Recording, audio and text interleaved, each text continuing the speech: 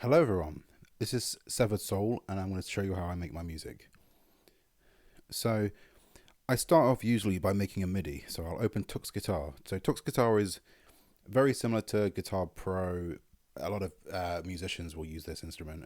I'll start with a template I've already made, just a bunch of instruments, usual drum track, guitar track. The drums are always in, they're usually set up as a 4/4, just, it's basically a metronome. And then I'd say to get up your Sonic Riders song that I'm going to be making. So this is the main theme I'm going to be using for this.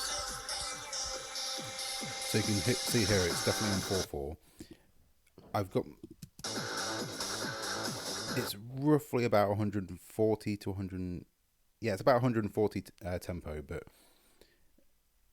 we can always change that afterwards. It might actually be easier.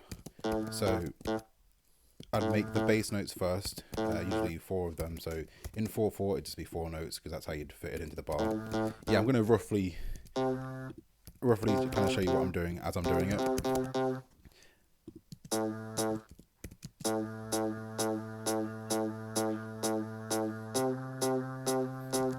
It's always good to start off with the bass notes because you can base everything else around it, which is why they're called bass. So this is the guitar.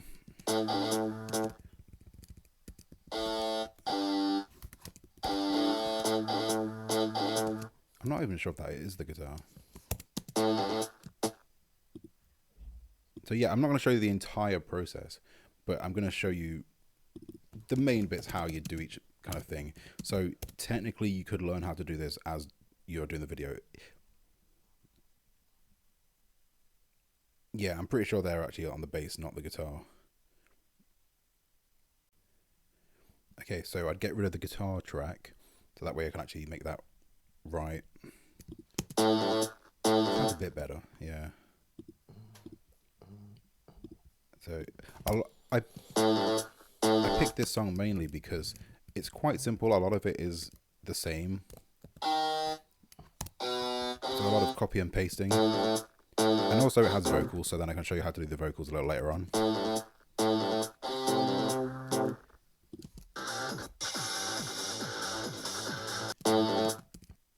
Okay, yeah, that sounds about right. So I've added a bit of bass here. Yeah, you can definitely hear the bass in the background. It's synth bass, so the little kind of...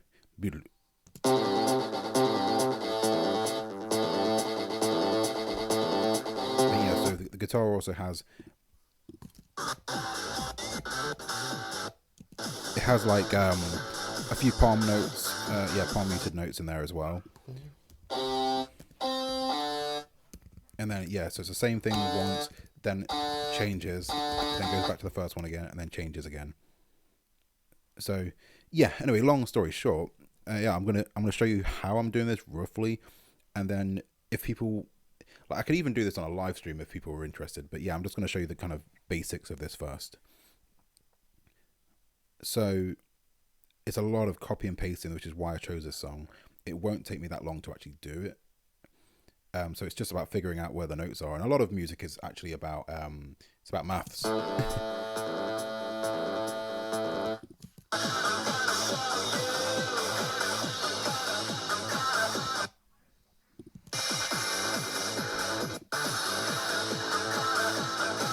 So yeah, sometimes if you can't figure out the notes, it might be easier to actually slow it down, which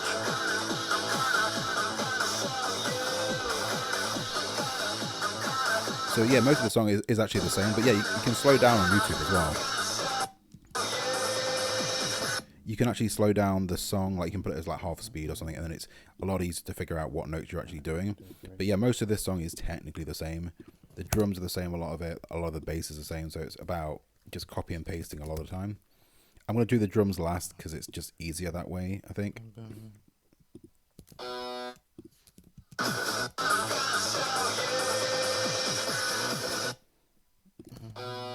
Now, I'm also hoping this video doesn't get a copyright strike just for the Sonic Riders song in the background, but it probably will. So this is where there's a key change. So it switches to 2 notes higher. which you could just copy and paste it, program the same notes twice, and then just switch it later on in like, I'm going to be using Logic Pro after this. But just for the sake of actually showing you what I do, I'm just going to show you like roughly how you'd do it if you wanted to actually manually change the notes. So most of the numbers, it'd just be 2 notes higher. So if you know how to play guitar, you can figure out how to use this instrument anyway, because it's just each note is a fret. So like a 1 on a 3rd string. So the bottom of these would be the 1st string, the lowest one, and the number would be the fret that you'd be playing at, and 0 would be open. So you don't actually know. You don't have to know how to read music to use this program at all. It helps, but you don't have to.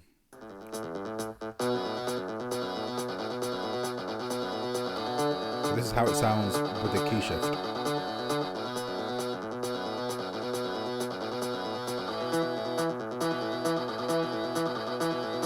So yeah, it would obviously have vocals as well, but there is a high bit, kind of like a weird kind of little synth high note going over the 2nd bit. It's like a little weird droney kind of sound. So these notes the notes still have to be right, but the actual instrument itself doesn't, because we're going to be changing them anyway later on. So I'm going to roughly guess. Might change that up a bit. So you can hear that instrument at the top of it. It's really cool. I think it actually really sets that song off a bit. But yeah, it's not actually as simple as it sounds. The placement of it is a little different. It kind of like carries over to the next bar a little bit. Now that could be like an echoey effect that they put on the instrument afterwards, or it actually could just be the notes carrying over a little bit. And sometimes bits like this, it's like you have the low note just being the same as the high note on a different octave.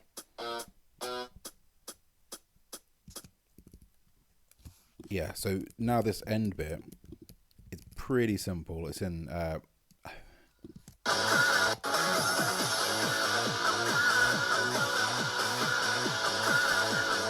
you can hear the bass is that is always in the 4/4. Like it's the same as like it's basically a metronome in the background. So it's really easy to figure out notes from that, because you can literally hear it as you're doing it. It's why synthwave songs are quite easy to figure out how to make, is because you've basically always got a metronome happening while you're doing the song, so you always know where everything's going to go. Right, so this is the last part.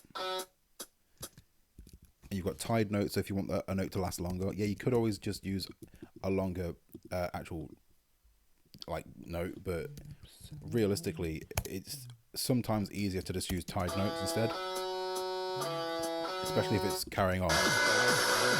If it carries on to the next bar, then you have to use a tied note. But yeah, so that's roughly the song. Now, when it comes to the drums, I put them all as like 4/4, which is a hi-hat for the metronome. But realistically, they're all basically the same. It's a bass note instead of a hi-hat. So I'm changing them to 16ths. But the notes, just because that way if you want to add little bits in between you can do. But yeah, you just count 4 notes apart. It's always going to be the same for this song. So it's a very easy way of it's a good song to start with actually.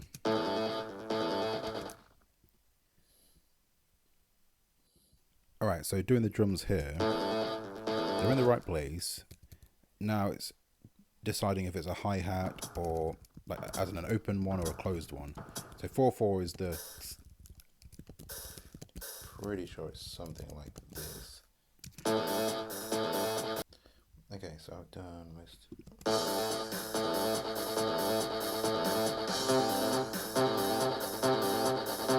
So every now and then I've got a 40, which is just a snare drum.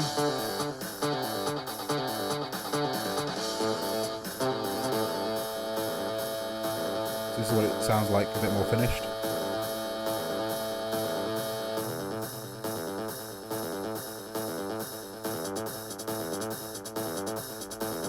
Alright, so yeah, it sounds pretty good. It sounds pretty close. You don't want the snare drums to be too loud, because on these kind of like songs, these kind of style, that especially if it's going to be a synthwave song, you want the bass drum to be the main thing. It just sounds more powerful that way, and it just fits the style as well. So you want the lower.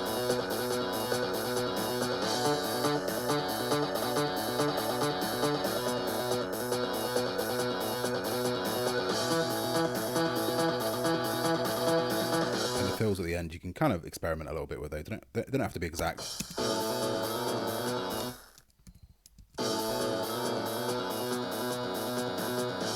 Yeah, and a lot of just copy it, paste it, and then you can usually just change like the last note.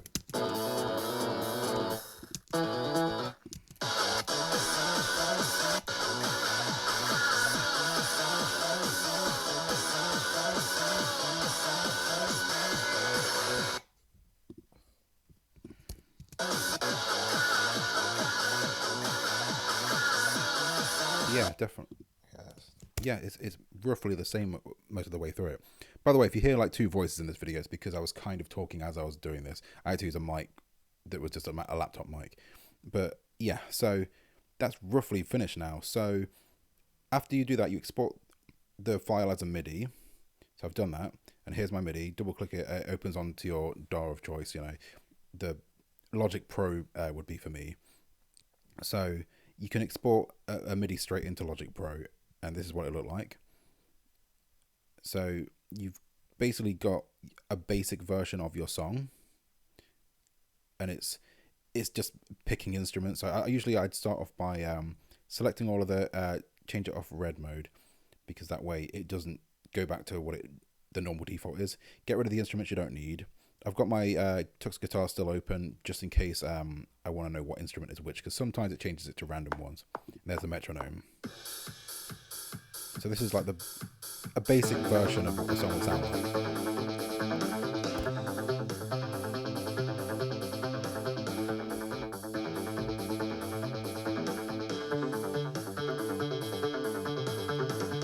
So yeah, you can kind of get the general idea of what it would be.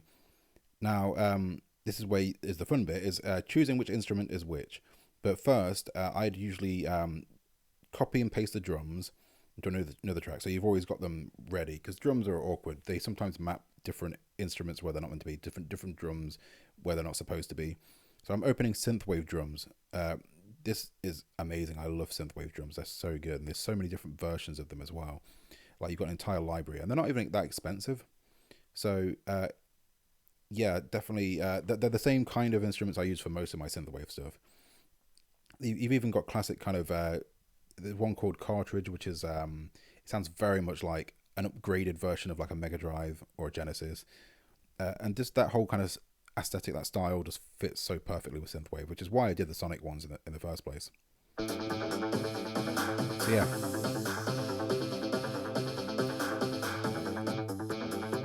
there's so many different libraries of this. They all sound amazing.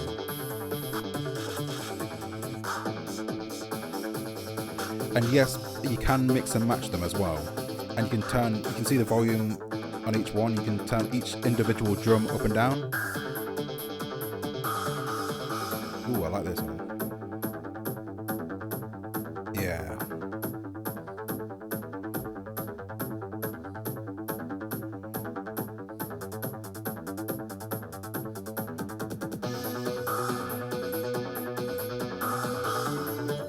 Yeah, I think I'm gonna go with that one.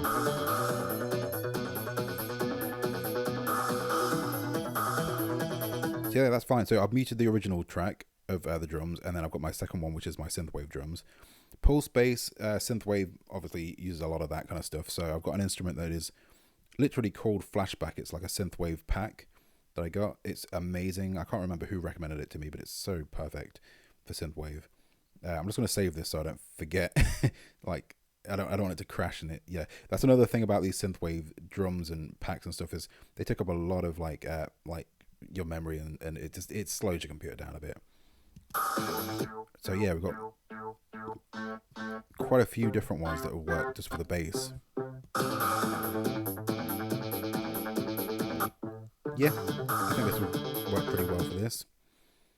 So next we're going to go on to this is a synth lead, I think it is, and it's not actually a synth lead, but I use that as the instrument to import it into Logic. And yeah, I'll do the same thing again. But this one I've got is called Gemini Twin, and it's a new one that's not long come out. And it sounds amazing. There's like a dark and a light version of every single instrument, and you've got leads, synth, keys, everything on there. So, oh, it sounds perfect. Yeah, I think this one. Yeah, this one works pretty well. It's a little bit overpowering, so I'm going to turn it down a little bit.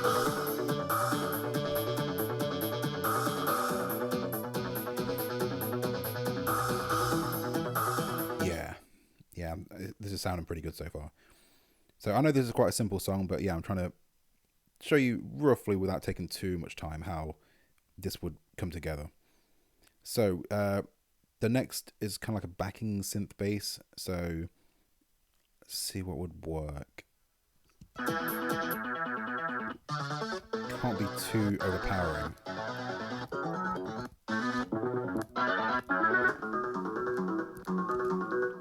Ooh, maybe.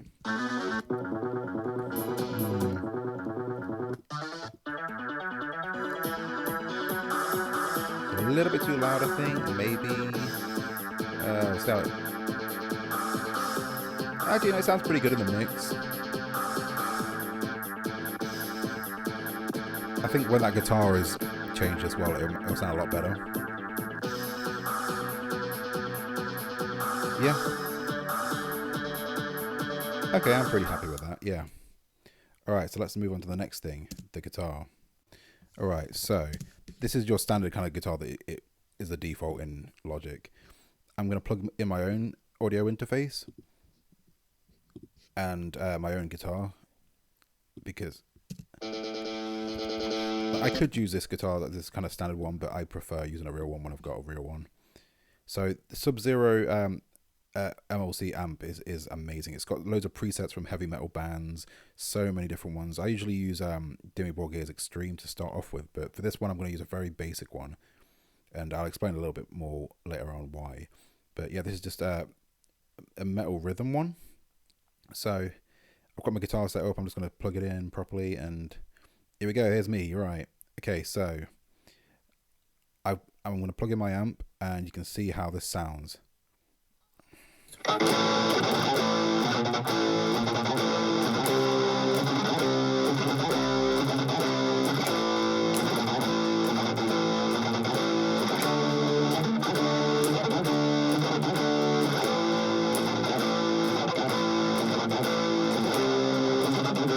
So yeah, that sounds pretty good. Get the idea. So that's the rough guitar. Now I'm going to set up the mic. So I'm just going to do a little verse here, just kind of show you what I'm doing. I'll record a little bit of it, because if I'm going to record every single track all at once, it's going to drive you mental. I'm going to show you what true speed is.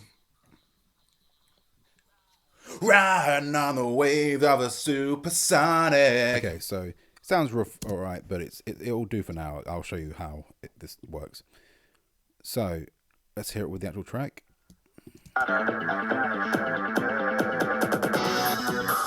So this little bit here with the little effect, I'll show you how I did that. So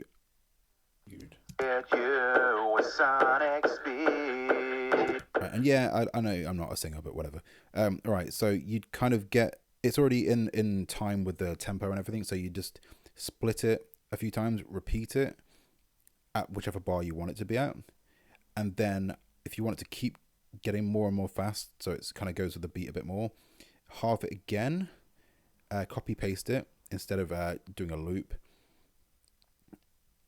Oh, wrong track. And then delete the second one of each pair, and it will kind of sound glitchy and like it even more, because I think that's still a bit too much. I would half it again.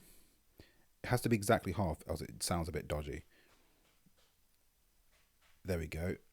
And copy paste it. Do the same thing where you delete the second of each one, And if you want to get crazy, you can do this again. And it's like, yeah, it depends how glitchy you want the song to sound. But I think it really goes with this kind of style. All right, so let's see how that sounds.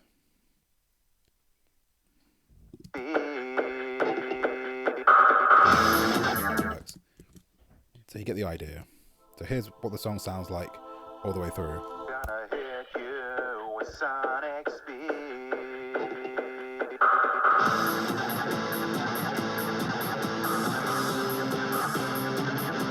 So we've got the guitar happening at the same time, all sorted.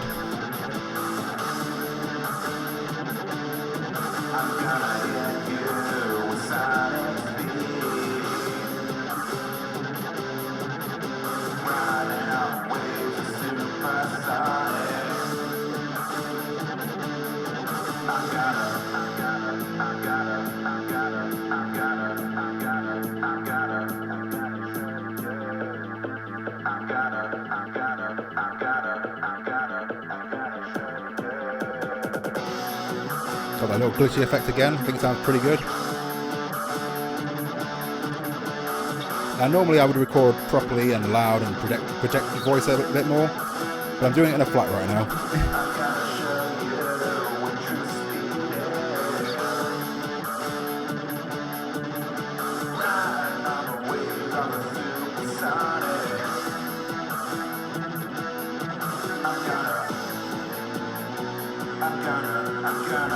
So I've got a radio effect on this voice as well, but also the normal vocals over the top, so it doesn't sound too distorted.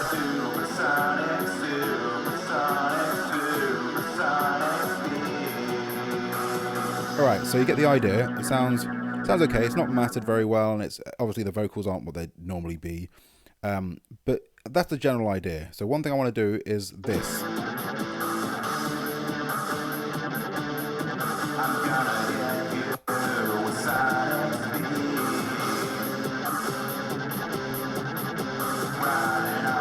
So I'm not very good at mastering and mixing, but Logic has a preset that I'll just use because I'm just not very good. So that is the rough version of the song. So I would save that as a work in progress, and then that's when I would use the AI to change this, and I'll show you the difference. So this is after I've made thumbnail, and it sounds, you can see it's definitely changed the drums a little bit.